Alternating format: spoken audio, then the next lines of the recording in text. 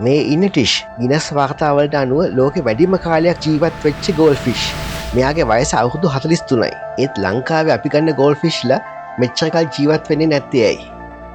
Goal fish යාළුවා වැඩි කාලයක් ජීවත් කරන රහස අපි ඔයගොල්ලන්ට කියලා දෙන්නම්. ඒකින්ද අපිත් එක්ක දිගටම රැඳිලා ඉන්න අපි ලස්සන ෆිෂ්.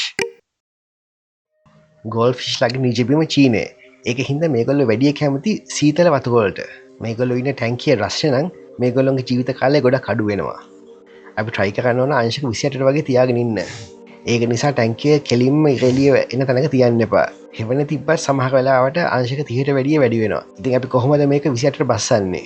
මේක තියෙන එක ක්‍රමයක් තමයි ටැංකියට මේ වගේ ෆෑන් එකක් දාන එක. මේක ගොඩක් වෙලාවට ප්ලාන්ටඩ් ටැංක් වල යූස් කරනවා. මේක ගොඩක් ෂොප් වල නැති වුණාට ලේසියෙන්ම AliExpress එකෙන් ගෙන්න ගන්න පුළුවන්. මේකවල ඉන්න තැන අංශක 22 දක්වාම අඩු කරත හැකියි. ලංකාවේ එහෙම කරනවා නම් AC කාමරයක් තියෙන්න ඕනේ. ගෙදර හරි ඔෆිස් එකේ හරි තියෙන AC කාමරයට ගෝල් ෆිෂ් ටැංකිය මූව් කරනකොට එයි කියලා ඇහුවොත් මේ වීඩියෝ එක ෂෙයා කරන්න.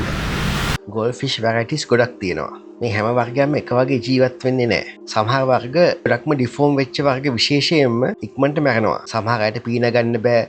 සමහර වෙලාවට ඇස් කවර් වෙනවා. ඒ වගේ ප්‍රශ්න ගොඩාක් තියෙනවා. සාමාන්‍යයෙන් කොමන් ගෝල් ෆිෂ්ලා වැඩි කාලයක් ජීවත් වෙනවා.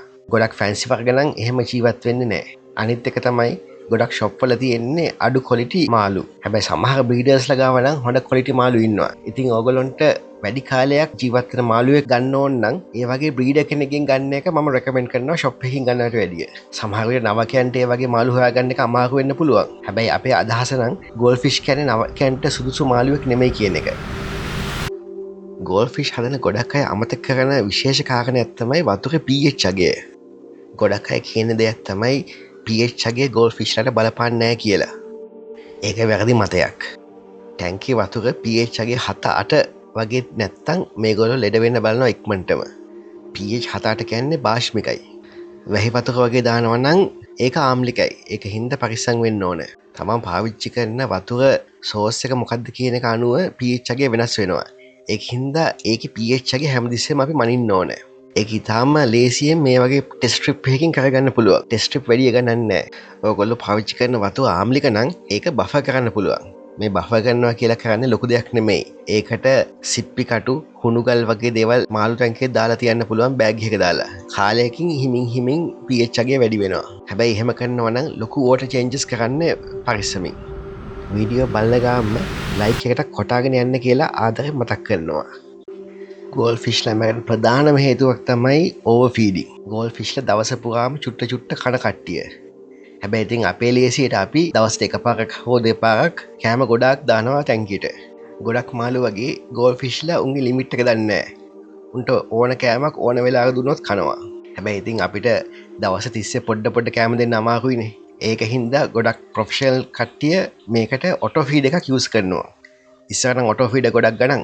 දැන් නම් ඔටෝ ෆීඩ් එච්චර ගණක් නැහැ. සාමාන්‍ය හොඳ එකක් AliExpress එකකින් හොයාගන්න පුළුවන්.